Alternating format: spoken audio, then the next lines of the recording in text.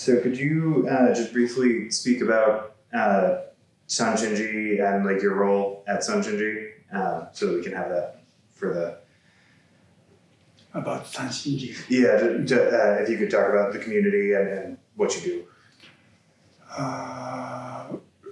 Okay. Sanshinji was established in 2003, so about 15 years ago. I wanted to create my practice center, and I was looking for a place to locate the center. And one of my friends was a professor at IU. He studied Chinese then, and he asked me to establish a center in Bloomington.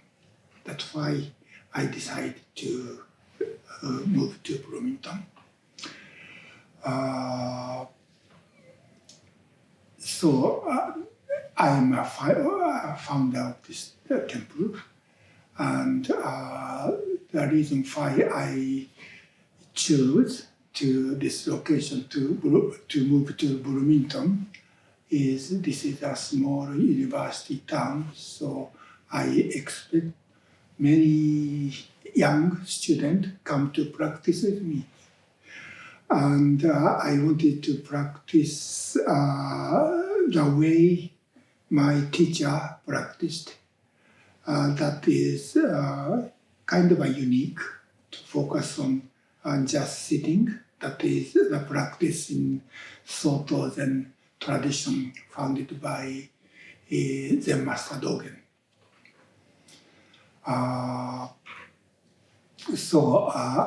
Since I moved here, I have been practicing Zazen called Shikantaza, or just sitting. And also I have been studying Dogen's teaching and give lectures, and also make translation of Dogen's writings, and also my teacher Uchiyama Kosho Roshi's writings. So this is still a small sangha. We usually have 10 to 15 people on Sunday mornings. But people who are interested in Dogen and this style of practice come from far away in this country, like West Coast or East Coast, and even from Europe. So the sangha in this town, local sangha in this town is small, but we have many people come from far away.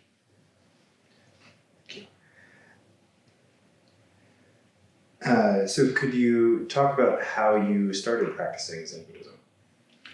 Well, until I became a high school student, when I was 17, I was not interested in Buddhism at all.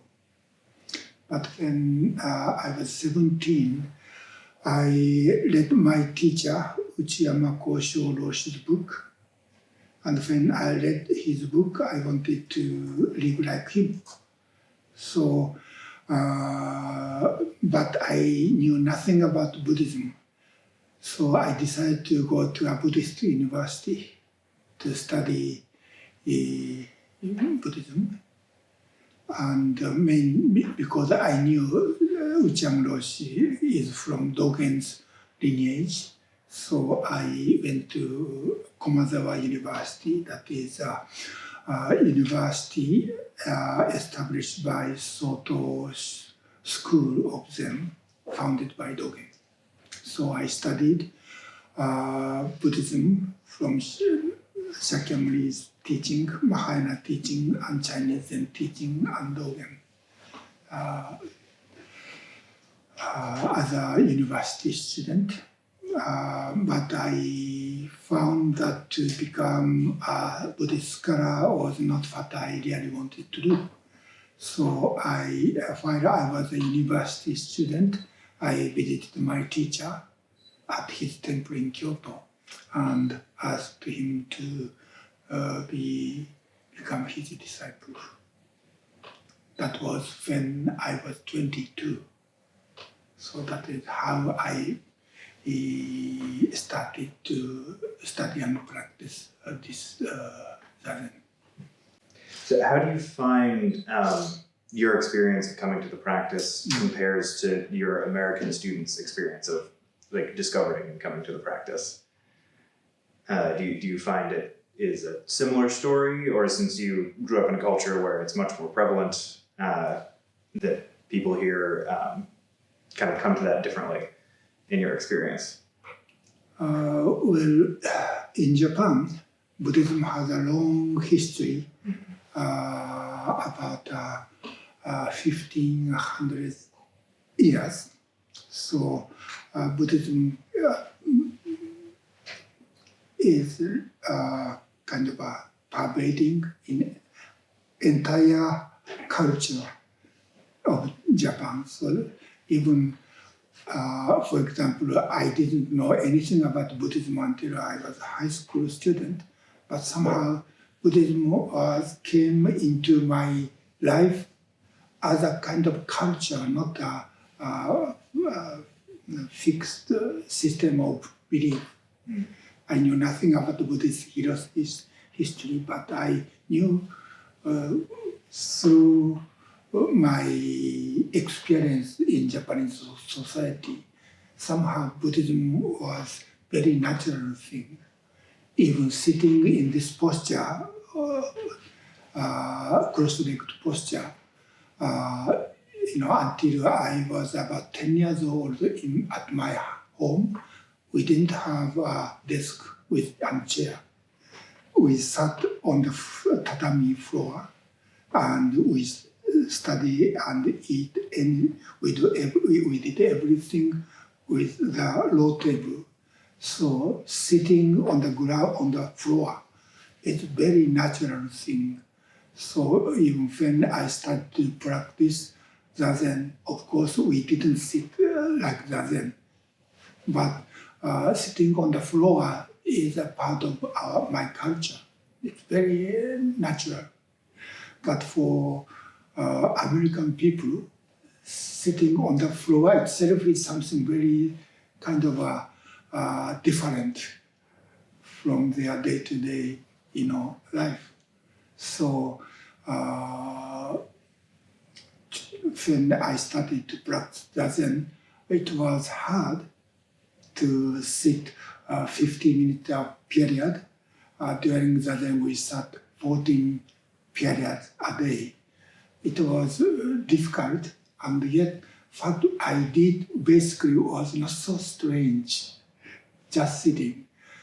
But for many American people to sit on the floor itself is kind of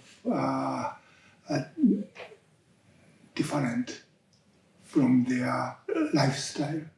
So just sitting itself is a special thing for many American people, especially 50 years ago, when many young Americans became interested in Zen and they tried to sit. So I think as a kind of a very basic lifestyle, Zazen practice is very kind of a experience of cultural shock for many American people. So I had a kind of sympathy to American people, but they had a kind of patience and tried to continue. So I appreciate American practitioners' sincere practice.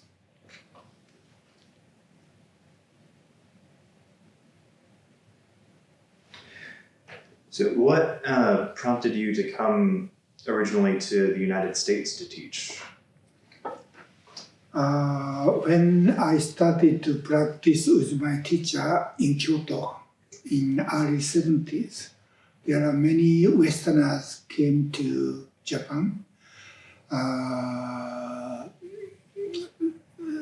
The young people, so-called hippies.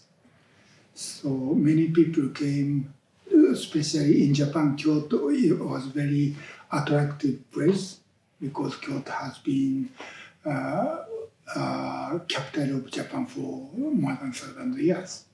And so there are many traditional cultures and many Buddhist temples.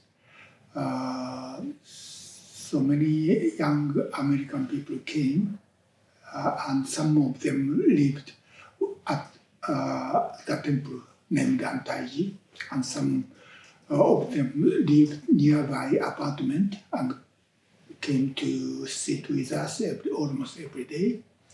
And other people live in Kyoto, somewhere in Kyoto, and came to sit sesshin. So we had many Westerners at that temple, and one time a woman, a lady from Massachusetts, visited Antaiji and asked my teacher to come to visit Massachusetts. But because Uchiyama Roshi was physically weak person, he had TB since he was young, so he couldn't come by himself. So he sent one of his disciples to Massachusetts, in Northampton, Massachusetts. And he practiced there with young American people for 3.5 years. But he had, because of his some kind of physical problem, he had to return to Japan. But those young people lived together in a house, renting a house, and continued to practice. So Uchiyama Roshi sent 3 of his disciples to join those young people. And unfortunately, I was one of them. Because many, American people practice at Antaiji. When I started to practice there, my teacher asked me to study English. He thought we need some Japanese people who studied Buddhism and practiced Zen and explain about Buddhist teaching and Zazen in Western languages. I was not interested in English at all, but somehow I couldn't say no. So he sent 3 of his disciples to English school, and I was one of them. So those 3 people were sent to Massachusetts and started to practice there, and we started to establish a small Zen community called Valley Zendo, Pioneer Valley Zendo. So I came to this country for the first time in 1975. I was 27 years old. So originally I came here because I was sent by my teacher. I had no desire to come. So you mentioned that Uchiyama Roshi was sending people over because people were asking. Yeah. The popularity of at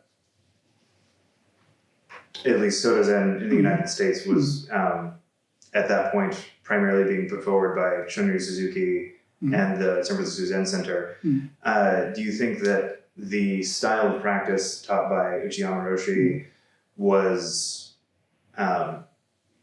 different or new to the people who were more familiar with Suzuki Roshi's teachings? Well, Antaiji style of practice or Uchiyama Roshi style of practice are kind of special or unique even in Japanese Soto Zen school. In Japanese Soto Zen sort of school had 15,000 temples. So Sotoshu was one of the largest Buddhist schools in Japan. And it has 1800 years of history. But the practice style, Uchiyama Roshi, succeeded from his teacher, Kodo Sawaki Roshi, was kind of unique. Before that, Zazen was practiced only within the monastery by training monks as a part of their practice to become a good priest as a resident priest of the temples. So not many lay people didn't practice. Of course, a small number of lay people are interested in practice then, so they visited the monastery and practiced with those training monks.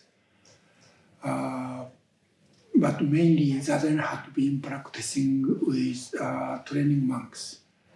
And when those monks went to their temples, they didn't practice and they didn't encourage lay people to practice. But Sawaki Kodo Roshi didn't have his own temple. He didn't have his own monastery. But he was traveling all over Japan. He was a professor at Komazari University, but he didn't have monastery.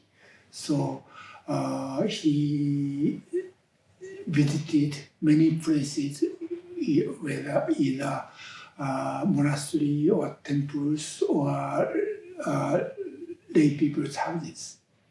And he practiced Zen with many lay people.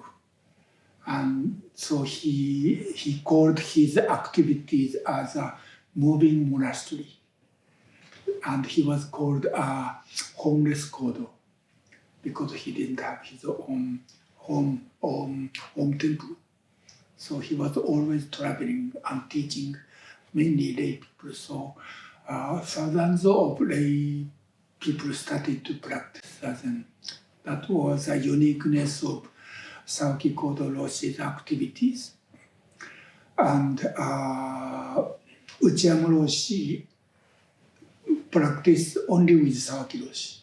He didn't practice at official Soto Zen monasteries, so he didn't practice any other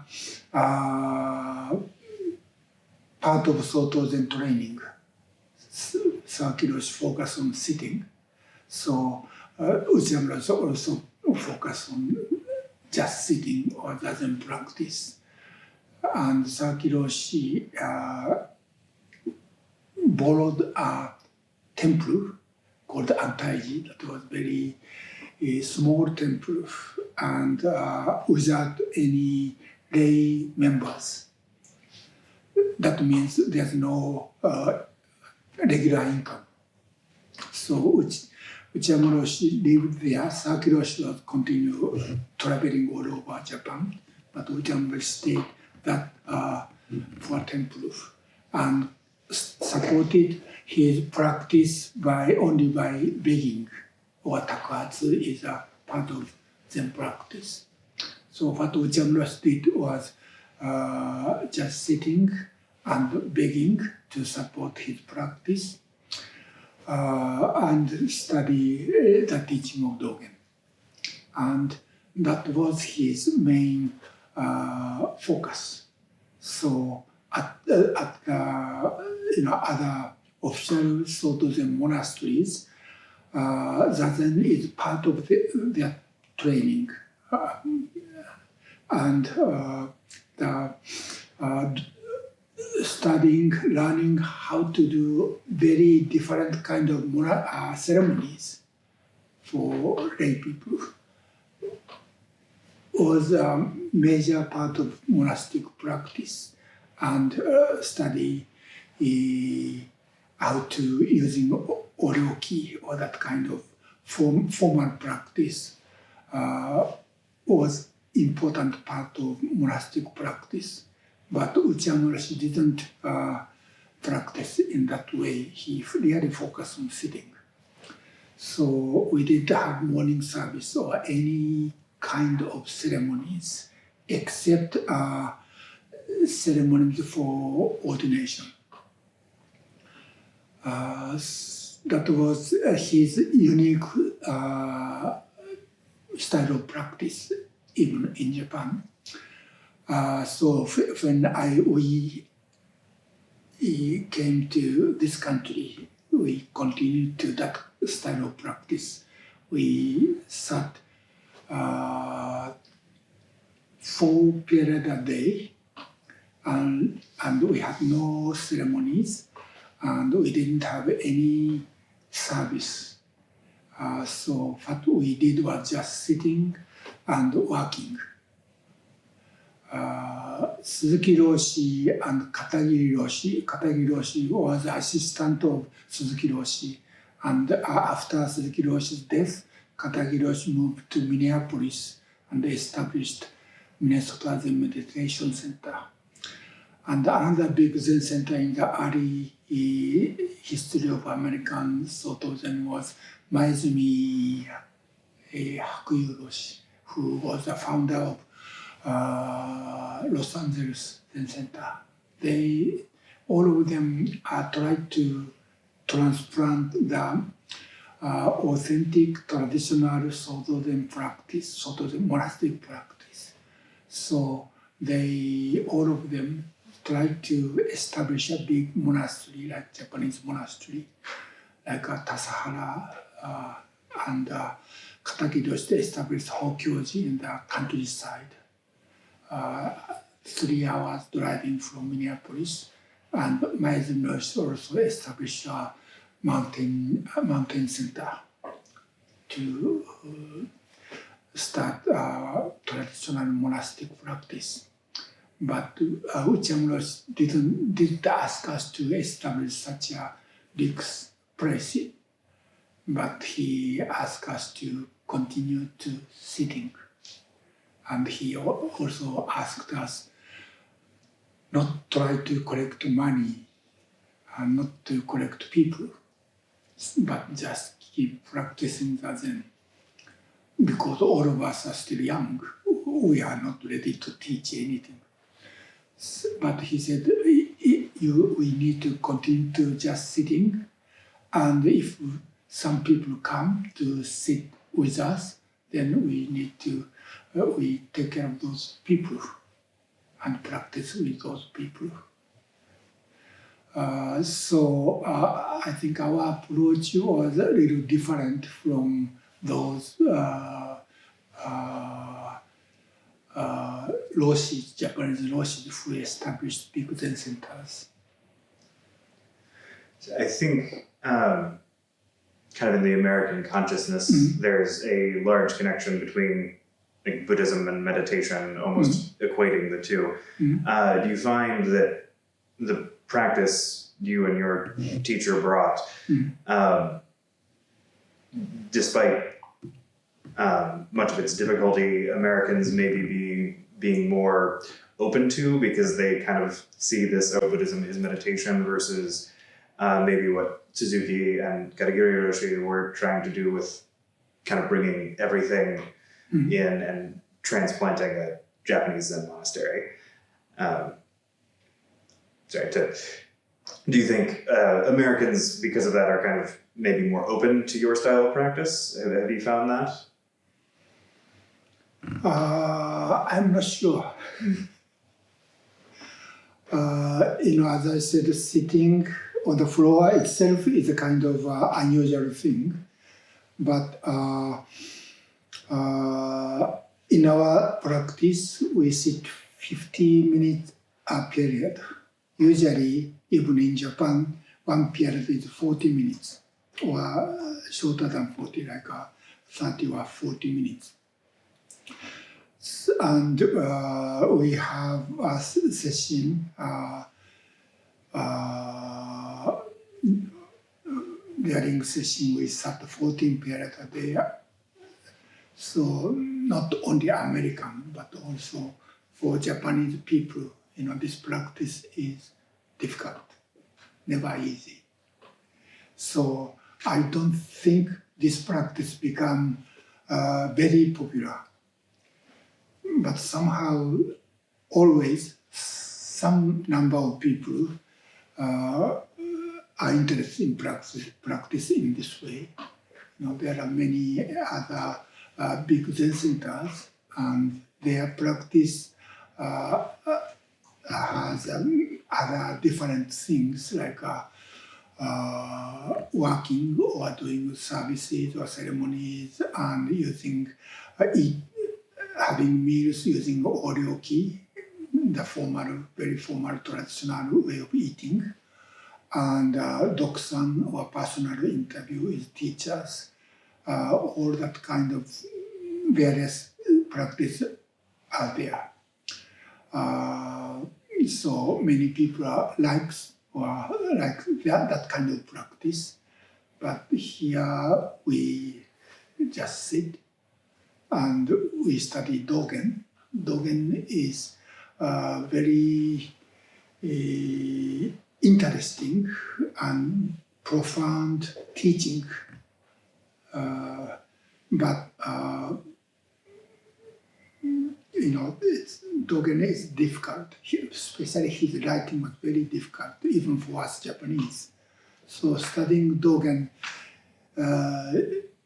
is not what beginners expect to study. So I expected, this my temple is not so big, is not become big, popular Zen center, but I thought that was fine. Antaiji was still small temple. So how can I say, having popularity and having many people is not is not a goal of my mission. But I wanted to transmit my teacher's style of practice and Dogen's teachings.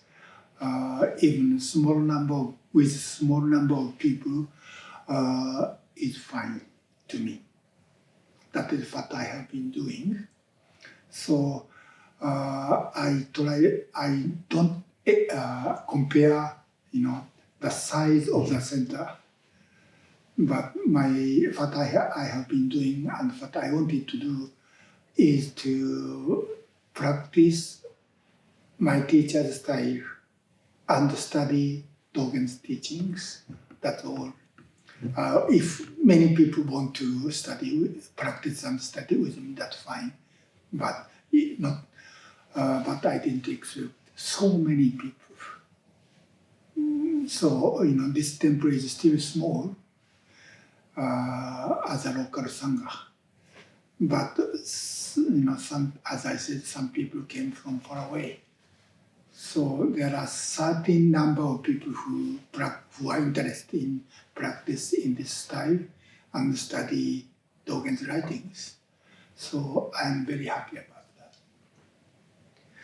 that. So you've said teaching Dogen is very important to you as part of the community. And you've said that studying Dogen is hard even for Japanese people. What do you find is difficult about teaching Americans?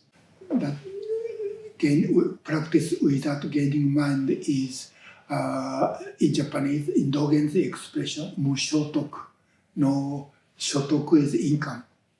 So mushotoku means no income. This idea came from even Bodhidharma, who was the first ancestor of Chinese Zen, that is no merit. When Bodhidharma met with Emperor Wu, Emperor supported Buddhism, and he allowed many people become Buddhist monks, and he built many Buddhist temples. So the emperor asked Bodhidharma, what is the merit? What is the merit from my activities to support Buddhism? Then Bodhidharma said, no merit or mukudok. So that is from Bodhidharma's tradition. So Dogen said, our practice, or we should practice without gaining mind. And my teacher's teacher, Saki Kozoro, she said, Zazen is good for nothing. And when I talk about Zazen practice to encourage people to practice with me, I cannot avoid saying, after talking about Zazen, how to sit, I have to say, Zazen is good for nothing. To kind of offer or sell something good for nothing is really difficult. Especially, not only American but Japanese people too. If we do something difficult, we expect something we can gain through this difficult effort or practice. But from the very beginning, I have to say this practice is good for nothing. Then, it's very difficult to find motivation to do such a thing, such a difficult thing, and that is good for nothing. So that is the most difficult point, not only in America, but in Japan too. So if, there are some approach about teaching Buddhist meditation and explain if you practice this, you can experience something wonderful or gain something good reward, then I think many more people are attracted. But unfortunately, in our traditional lineage, we cannot say so. That is a problem for me. That's why from the kind of a beginning, I didn't expect to create a big Zen center. But, I think this is a good size. So with what you're talking about there, the Zazen being good for nothing, with so much of the consciousness in America toward meditation or Buddhism being kind of what I describe as like self-help-y, looking at it kind of as a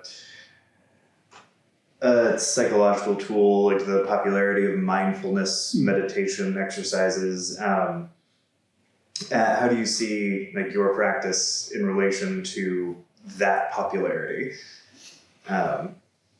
Well, I understand those people who practice meditation or mindfulness seeking something. That is very natural for human beings, not only American people or not only modern people. But I think even at Shakyamuni's time, there must be many people who started some kind of religious or spiritual practice to change themselves, something to some practice or teaching that may improve their personality or their lives. And I think even within Buddhist tradition, many people understood Buddha's teaching as a method to become better. like deluded people or transmigrating within samsara. But if they practice, they can become free from delusions or delusive desires and become enlightened people. That is even in Buddhism, in authentic traditional Buddhism, that is the main structure of Buddhist teaching, such as Four Noble Truths. That is, we are suffering, our life is suffering, that is the first truth. And cause of suffering is delusions. And third truth is cessation of suffering. And the fourth truth is the path which leads to the cessation of suffering. So there is some starting point we want to change. And there is a goal, that is a cessation of suffering. And there is a path through.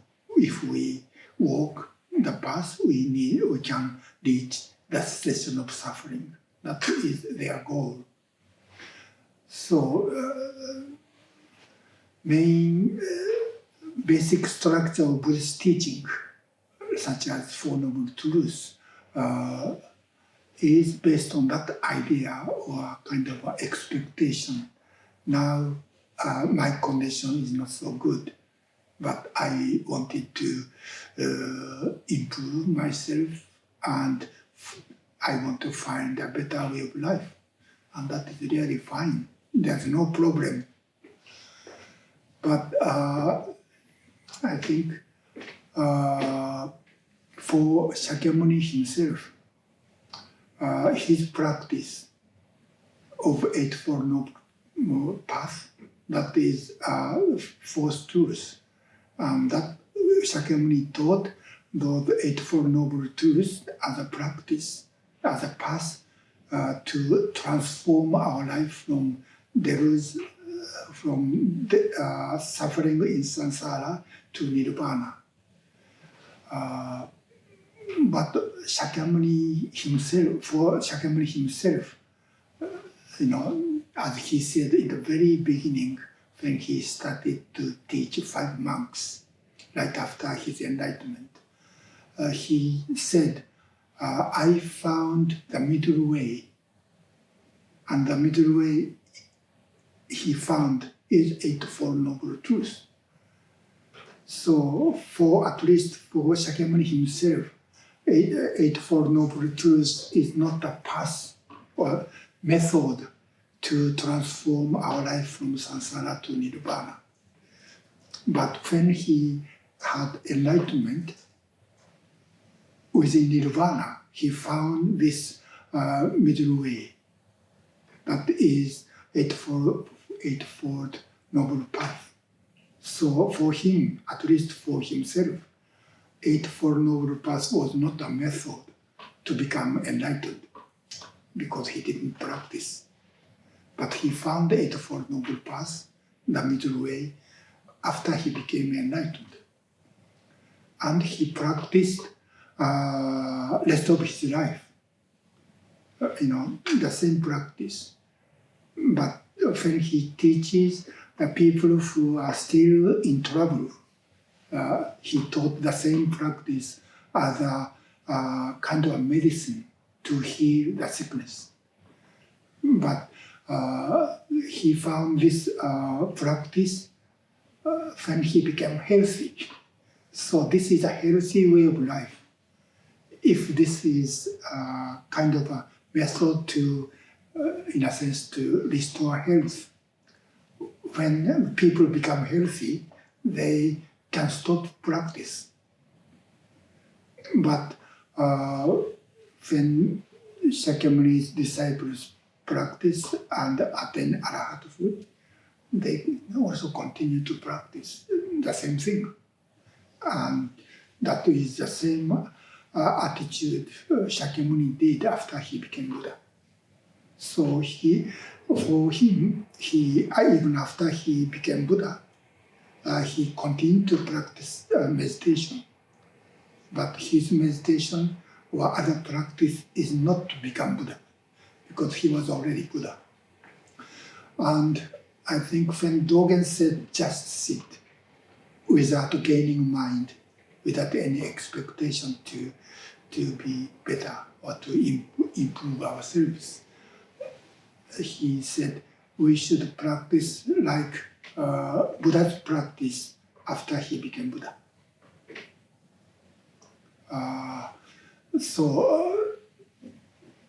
To practice based on the teaching of Four Noble Truths as a method to become healthy is really fine, no problems. But I think Dogen's teaching is a kind of a unique. He wanted to practice in the same attitude with Shakyamuni after he became Buddha. That means that was very natural thing for me.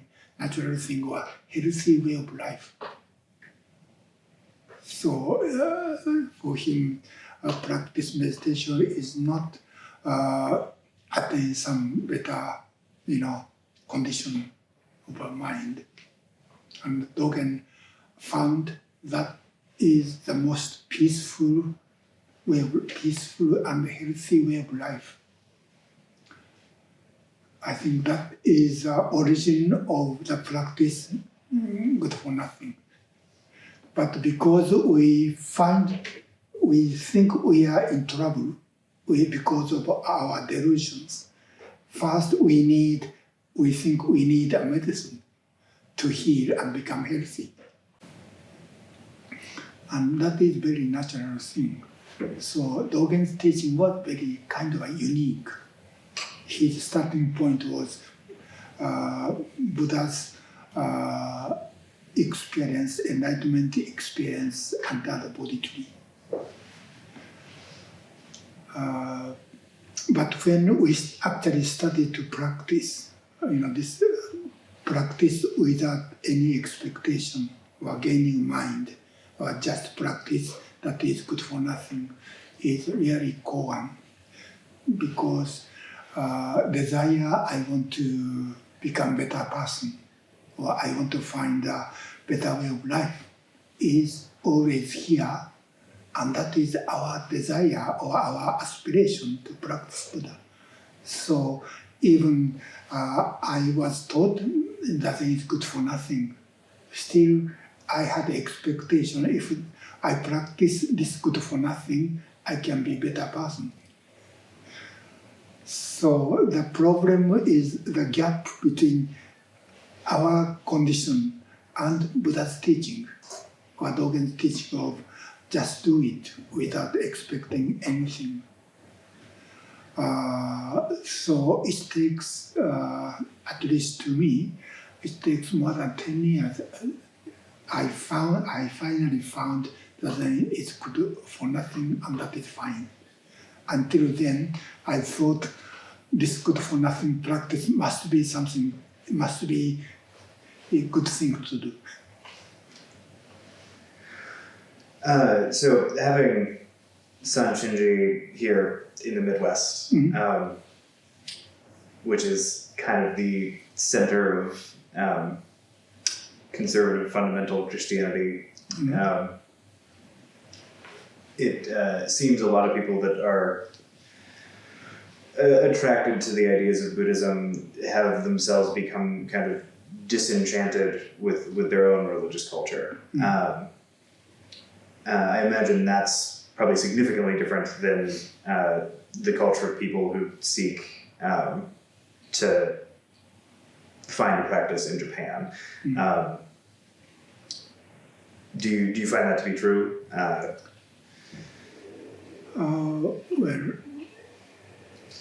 one of the reasons I decided to locate San Shinji in Bloomington is before I moved here to Bloomington, I lived in California and I worked for Sotoshu International Center.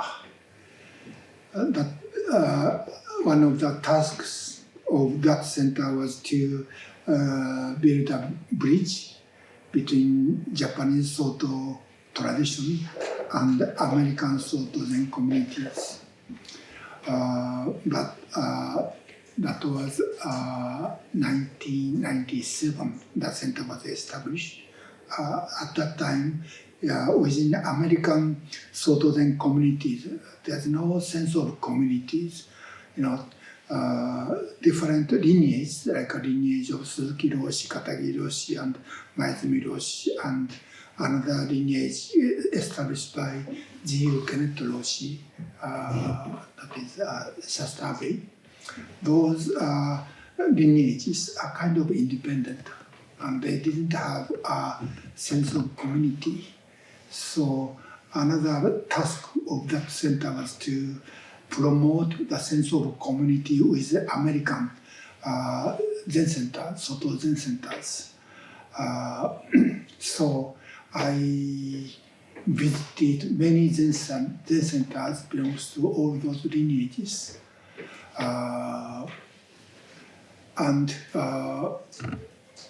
So I met many teachers, American teachers and American practitioners. And then I had more clear image of American Zen. And I felt I didn't want to establish my practice center in West Coast or East Coast, because there are already so many Zen centers and so many Zen teachers. So I didn't want to make another one, and I became a kind of a competitor with American Zen teachers. But it seems Indiana was a kind of a frontier. And Uchamuroshi, my teacher, always expect us to be a frontier, pioneer. And so I knew, there's no Soto Zen center in the state of Indiana at all. There was a small Zen group in West Lafayette, but other than that, there's no Zen center in Indiana. So I thought if Buddhism or Zen can survive in Indiana, it can survive in anywhere in the United States. So that was one of the reasons I moved to Bloomington. So of course,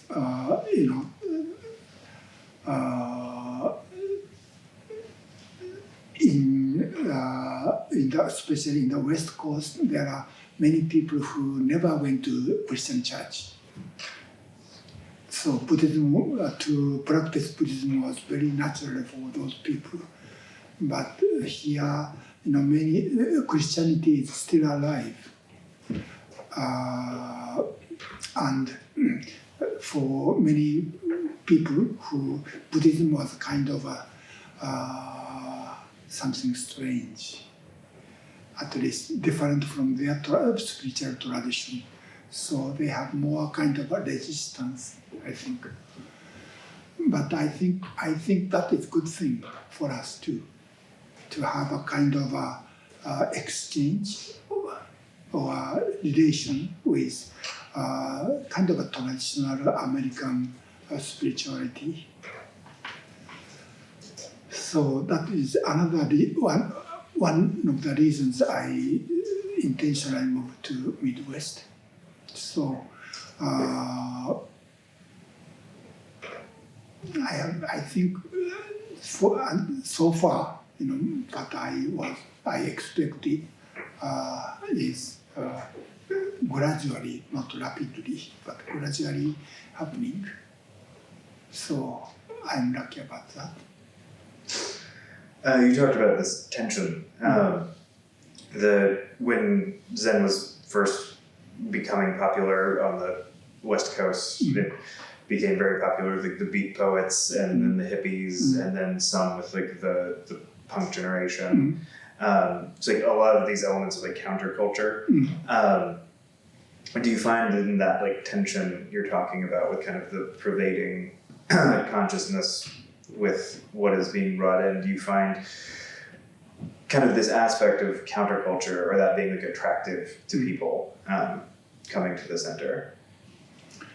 Because of the so-called hippie spirit, hippie generations,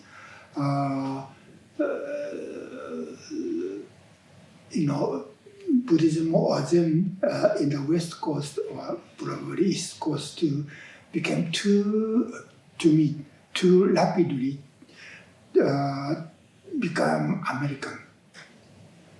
They kind of transform them practice into their expression of their what is the word, idea. So Zen practice become Americanized too fast. But in the Midwest, there's no such mentality. So Buddhist practice or Zen practice in this in the Midwest can how can I say, can have a relation with more, in a sense, conservative, traditional American spirituality. So it might be difficult, if I create my Sangha or practice center in California. I might have more people, but I think when I see the history of Buddhism or Zen Buddhism in this country, to how can I say, to have a dialogue or conversation or exchange with more kind of a traditional conservative American spirituality might have meaning instead of too easily and rapidly Americanized form of Buddhism. So it takes more time, but it can, Buddhism can study from the traditional American spirituality, I think. Interesting. This will be my last question. And I'm curious, especially since you're kind of talking about the more Americanized or quickly Americanized, like West or East Coast centers versus like what's being done here in the Midwest. Do you find with people practicing here, being here in the Midwest or the more quickly Americanizing West or East Coast centers, among those practitioners and their practice, do you find things that are more unique to American practitioners versus like in Japan? Do you find something unique coming out of American practice, or not, possibly? I'm not sure because I'm not American. Fair enough. But American people cannot practice like Japanese people. So there must be some transformation. And this transformation happened when Buddhism was transplanted from India to China and China to Japan. There are some change happened. So there's no way, Japanese Buddhism can be transplanted in America or other Western countries without transformation, without changes. But my hope is that change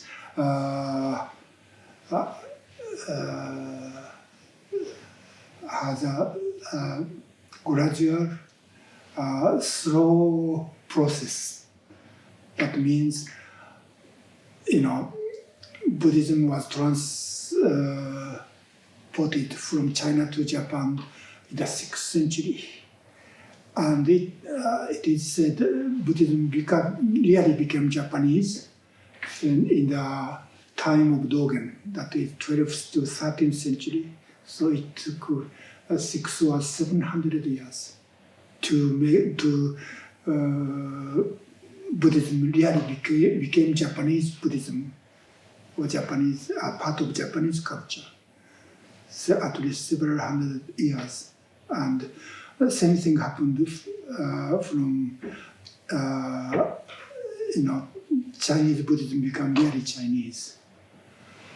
But because of the development of transportation and the communication, so many things too rapidly transported to this country, and some American people already think, then is American thing. That is fine, but there are some more things. It's kind of important and helpful to make American Zen or Buddhism rich. So I hope this transformation goes kind of a slow process than become too soon to become Americanized, and American people think this is American Buddhism different from Japanese or Chinese or Indian.